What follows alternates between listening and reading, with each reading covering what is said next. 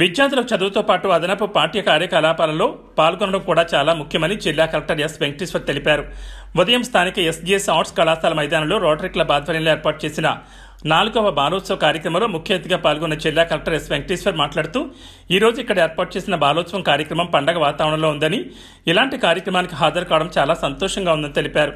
విద్యార్థులకు విద్యతో పాటు అదనపు పాఠ్య కార్యకలాపాల్లో పాల్గొనడం కూడా చాలా అవసరమని, వీటి వల్ల పిల్లల్లో సృజనాత్మక శక్తి మెరుగుపడుతుందని తెలిపారు. ఒక పండగ వాతావరణంలో ఉంది.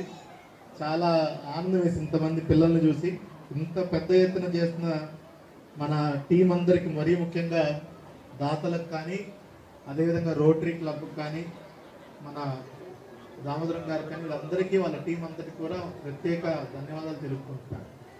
మనం వాళ్ళ మీద ప్రెజర్ పెట్టకూడదు. అదేవిధంగా ప్రోగ్రామ్ చాలా చూసాను. 35 ఈవెంట్లు ఉన్నాయి.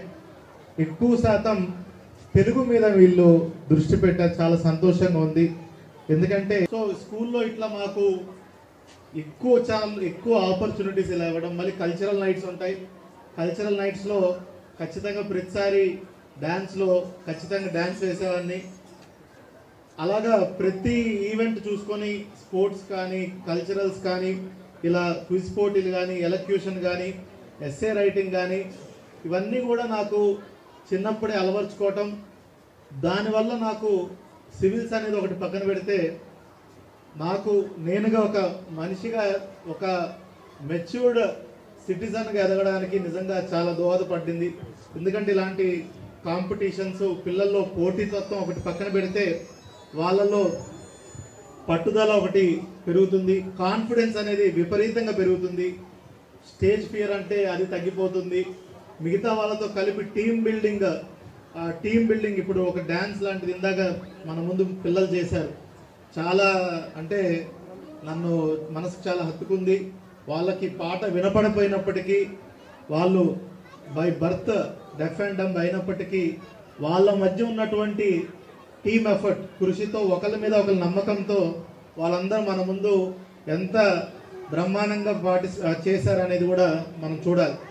సో ఈ కార్యక్రమాలు, ఇట్లాంటి పోటీలు నిర్వహించడం పిల్లల్లో ఒక కాన్ఫిడెన్స్, అదేవిధంగా ఒక మోటివేషన్, వాళ్ళని మనకు తెలియకుండానే వాళ్ళొక సక్సెస్ఫుల్ సిటిజన్గా చేస్తుంది. ఇంకా చెప్పాలంటే ఇలాంటి పోటీలు దీనివల్ల చాలామంది, ముఖ్యంగా 8 నుంచి 10వ తరగతి పిల్లలు ఈ మధ్య అనవసరపు అలవాట్లకు గురవుతున్నారు. వాటన్నిటికి కూడా ఇవన్నీ దూరం పెడుతుంది. నిజంగా చాలా ఎక్సలెంట్ కార్యక్రమం ఈరోజు మన బాలోత్సవంకి చేసినటువంటి అందరికి కూడా కృతజ్ఞతలు తెలుపుకుంటున్నాను.